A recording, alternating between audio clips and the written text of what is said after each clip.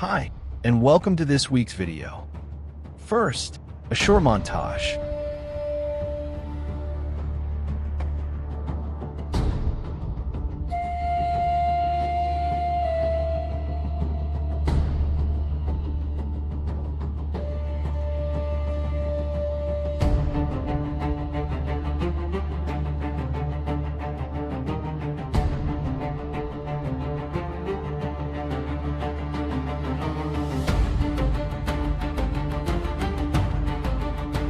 Before you leave Nafplio, don't make the mistake most travelers make. They walk the postcard streets. They climb Palamidi. They take the boat to Bourtzi, and then they leave. But just 5 minutes away, there's a fortress older than all of them. A fortress where empires layered over empires, where Frankish walls meet Venetian stones. Well, you can ring a bell above the archaeological and see the entire story of Nafplio unfold beneath you. This is the Fortress of Akronauplia.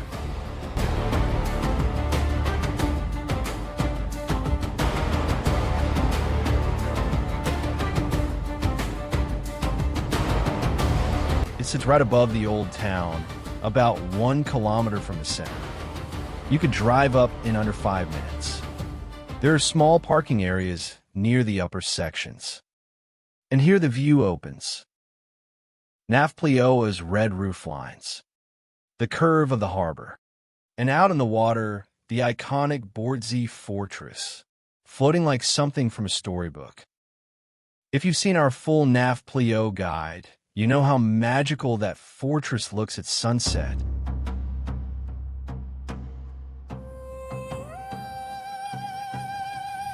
Now we're at one of the most photogenic spots, the bell tower of Akronauplia.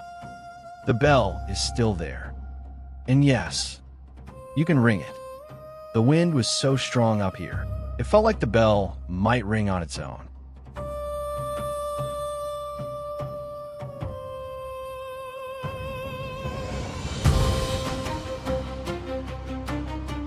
Nearby stands the Clocktower, a later addition that became part of Nafplio's skyline identity.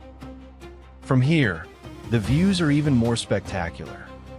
The curve of Venetia's beach, the fortress of Palamidi towering opposite, the entire old town beneath your feet.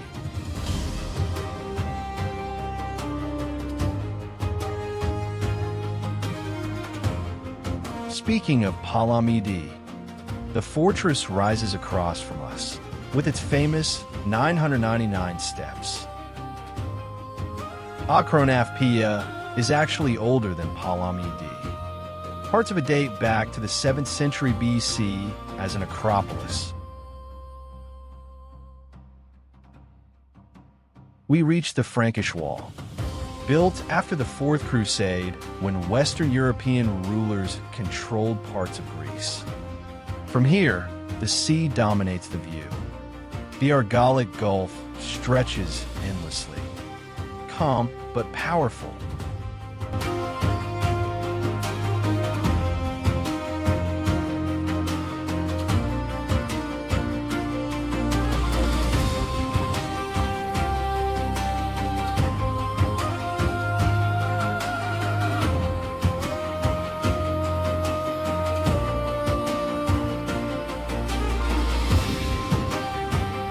On the hill in the background is Palamidi Fortress, standing like a stone giant. And below us is Venetia's beach, a local favorite. We brought you to this beach, and to a hidden spot near it in our last video. In case you missed that video, the link is up here and down below. We stayed here for a while, just breathing and enjoying the silence.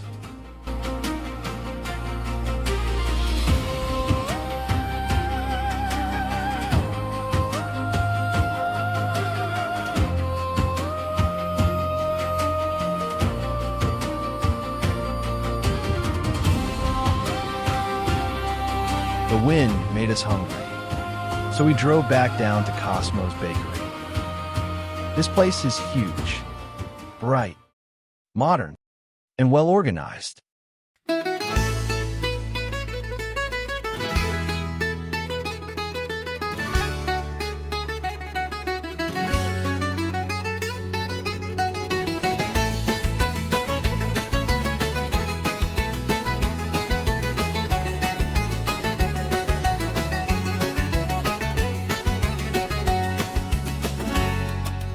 Listen, I've been to a lot of bakeries, but this is one of the nicest I've ever seen. From traditional spinach pies to intricate pastries, they have everything. We grabbed some coffee and sat outside to soak in the last of the morning sun. If you come to Nafplio, this isn't a suggestion. It's a requirement.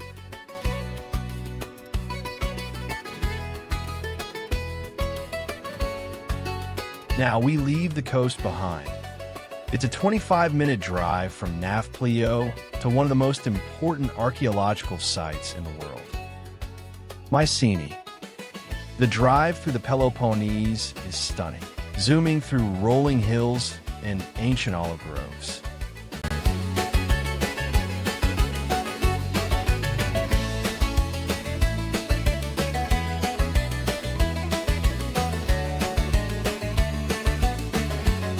But as we pulled into the parking lot, the weather changed.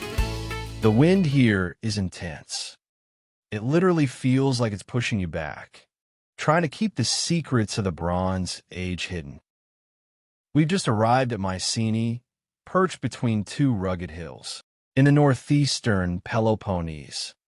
It is about 24 kilometers from Nafplio, but culturally, we just traveled back over 3,000 years.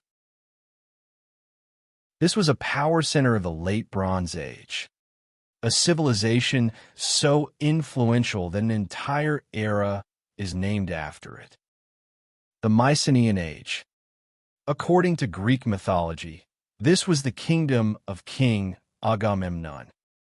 He was the commander of the Greek forces in the Trojan War.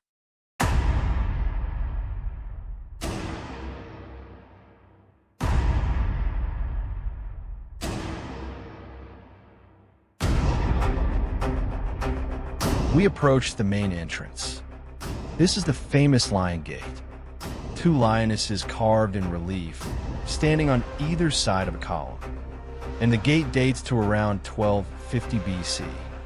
The triangular relief above the lintel reduces weight on the massive doorway below, an early engineering brilliance. And those stones? Some weigh over 20 tons, which brings us to the walls.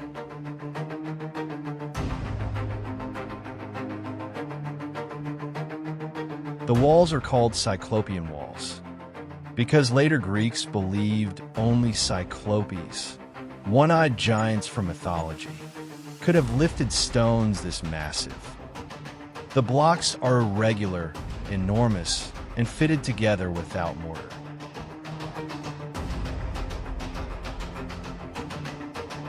Inside the walls lies Grave Circle A. This is where elite rulers were buried around the 16th century BC. Extraordinary treasures were excavated from this side, like the gold death masks, swords, and jewelry. One of them became famously known as the Mask of Agamemnon, though modern archaeology believes it predates the legendary king.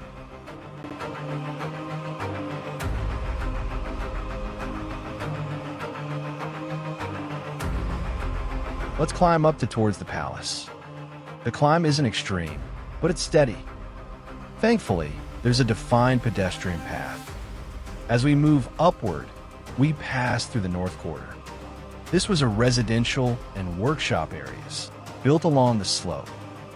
It's called the Great Ramp, and it leads directly from the Lion Gate upward toward the palace's ceremonial core.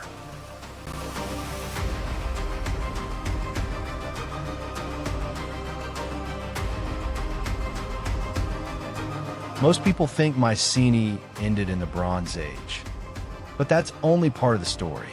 Centuries later, Near the ramp and palace area, archaeologists uncovered Hellenistic chambers. These were built long after the Mycenaean civilization had collapsed. From here, look outward.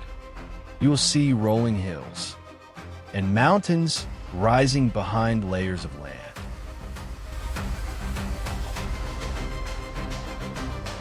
As we continue climbing through Mycenae, just below the palace summit, we reach an area many visitors barely notice.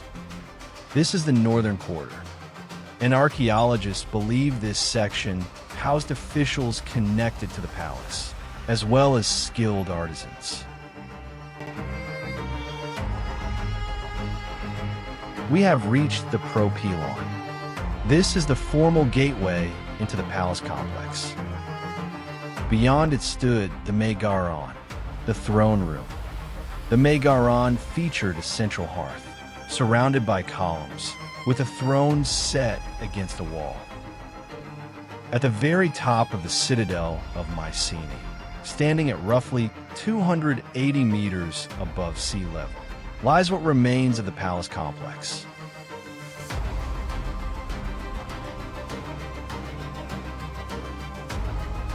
Now turn the camera outward. From the palace summit, you see the Ayiv Plains stretching endlessly below.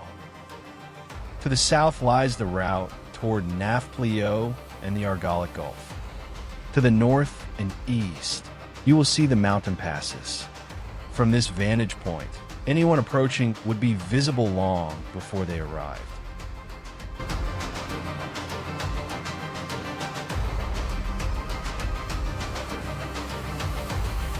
The wind up here is relentless.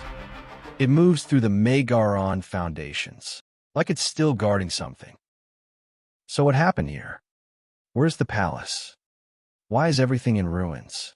Let's keep walking, and I'll tell you the story.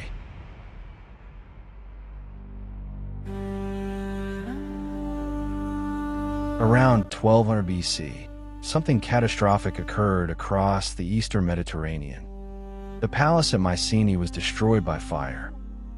Archaeologists found clear-burn layers in the Megaron area, charred remains, collapsed roofing material, and ash deposits. This wasn't slow decay. It was sudden, and Mycenae wasn't alone. At roughly the same time, other Mycenaean palaces were destroyed, the empire collapsed, and cities across the region were abandoned. Historians call this the Bronze Age collapse. But here's the truth. We still don't know exactly why.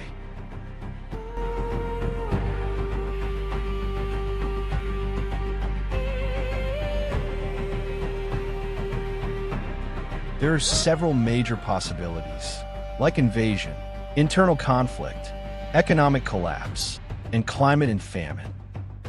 But the palace didn't disappear. It decayed.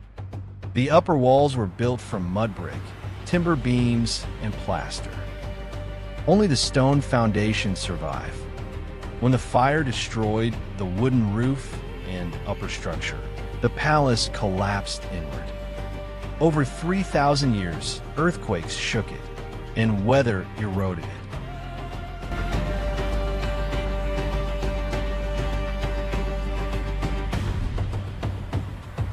Bronze Age architecture wasn't built to survive millennia. Unlike Roman concrete or massive marble temples of later Greece, Mycenaean palaces relied heavily on organic materials. When those burn, they vanish. And what remains? Low outlines, wind, sky, and silence.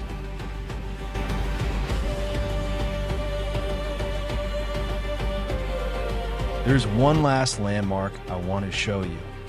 Hidden within the walls of Mycenae lies one of its most brilliant defensive features: the underground cistern.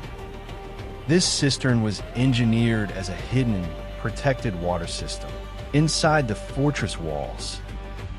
To reach the cistern today, you descend a narrow stone staircase, roughly 99 steps carved deep into the earth. The passage is tight, steep, and dim. The wind is still howling across the summit of Mycenae, and all that remains of a once mighty kingdom are stone foundations and stories. 3,000 years ago, this was the center of power in mainland Greece. And yet, it fell, not in a single dramatic battle, not in one heroic last stand. And if you think Mycenae was dramatic, wait until you see what's coming next. We're heading to Akronauplia. If you love deep dive travel storytelling in cinematic 4K, subscribe to WorldWithWife and turn on notifications.